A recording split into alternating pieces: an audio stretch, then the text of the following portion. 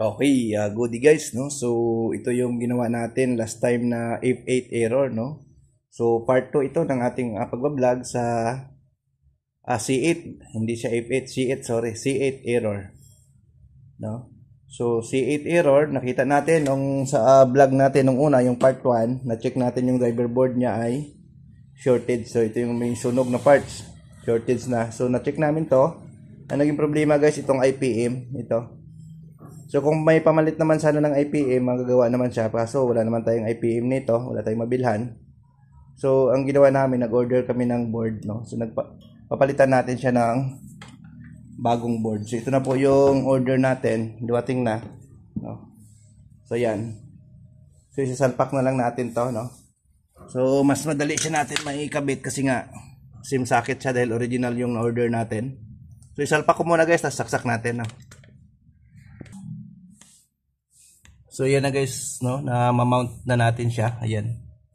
So testing na natin, tingnan natin kung okay na siya, no. Tingnan natin. So saksak na natin guys, no. Para makita natin kung gagana na. Saksak natin. Sugma natin para may saksak.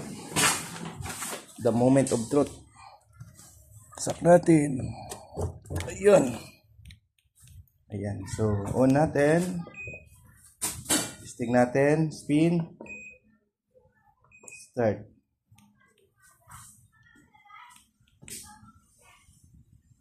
So yan guys, hindi na siya lumabas ng error. Daan na, no? Ayan. Yan natin kung iikot.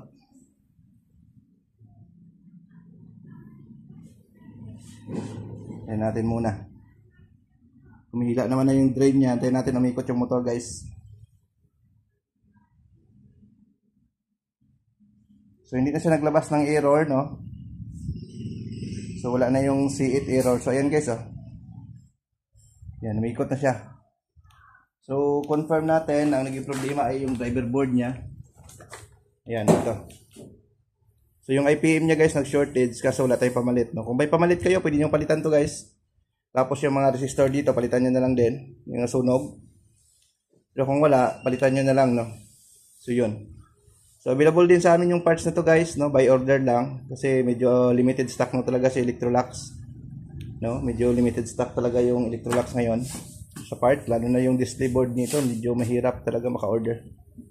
No? So, yun, no. So, okay na ito. So, yun ang naging problema niya. Yung kanyang driver board. So, yun, no? So, part 2 ito ng ating C8 error, no? Para lang mabigyan talaga ng idea yung mga bago, no? Para naman yung atin, hindi ito kwento, no? Yung mga ginagawa natin, talagang actual troubleshooting to, no? So, malaking guide to sa inyo. So, lalo na sa mga bagong technician na nagsisimula, no? So, aralin nyo po, aralin yung mga automatic washing machine. Kasi sa panahon ngayon, guys, mas malaki pa kumita yung automatic washing machine. Lalo na sa mga compare mo doon sa aircon, no? Kasi nga kung ikaw ay nag-cleaning lang naman ng aircon or nag-install lang, wala kang unit, hindi ka nagbibenta, hindi ka malaking contractor, hindi ka nagda-ducting, no? Hindi ka kumapasok sa mga malaking company, kumbaga isa-isa lang yung installation mo or yung cleaning mo or yung repair mo, mas malakas pa kumita yung washing machine, no? Based sa aming experience guys, no? Kaya kami hindi kami nakapokus sa aircon, no? So washing and aircon kami kasi may mga time na mahina yung aircon, no, lalo na pag tag-ulan. Samantala yung washing, ulan init yan guys, malakas yung washing, no, kasi ang tao naglalaba talaga. So habang may naglalaba, may nasisira, no. So may gawa tayo, no. So nandiyan pa yung mga kaibigan nating daga na nangangat-ngat ng wire ng mga washing machine. So nagbibigay din ng trabaho sa mga technician. So yun. So yun. So okay, no. So okay na to guys, no? So working na to. So for deliver na lang ito. So kami pala guys, pag nag-repair kami ng board, no, pino-pull out namin siya, no, kasi hindi namin siya ginagawa on site. Kasi medyo matagal, kumakain siya ng oras. So marami tayong schedule, no. Hindi naman kami kasi ang schedule namin medyo hectic. Hindi yung pupunta ka doon, may doon na kaming limit na, no, for the day kasi yung service team namin may mga naka-schedule na talaga yan. So dapat ang pinakatagal lang sa isang site mga 1 hour lang ang pinakamatagal nila, lalo na sa mga repair, no? Kasi may mga next pa na nag-aantay. So yung repair na troubleshooting ng matagal gawin, dito namin siya ginagawa sa aming shop. No? So ito yung shop namin naman, ano to, hindi kami tumatanggap ng walk-in. Ang ginagawa lang namin dito ay dito namin i-repair yung mga dinadala. Yan. Kaya kung mapansin nyo, ang shop natin ay puro kalat-kalat yan. Yan, oh. Yan, puro nakapila yan. Yung mga, nandito lahat yung mga parts natin. Ayan. So kalat-kalat yan kasi nga dahil workplace lang talaga ito. Wala tong, hindi kami tumatanggap ng mga walk-in. So yun. So dito yung ano namin, area namin. Dito yung mga service ng mga technician natin, no? Ayan.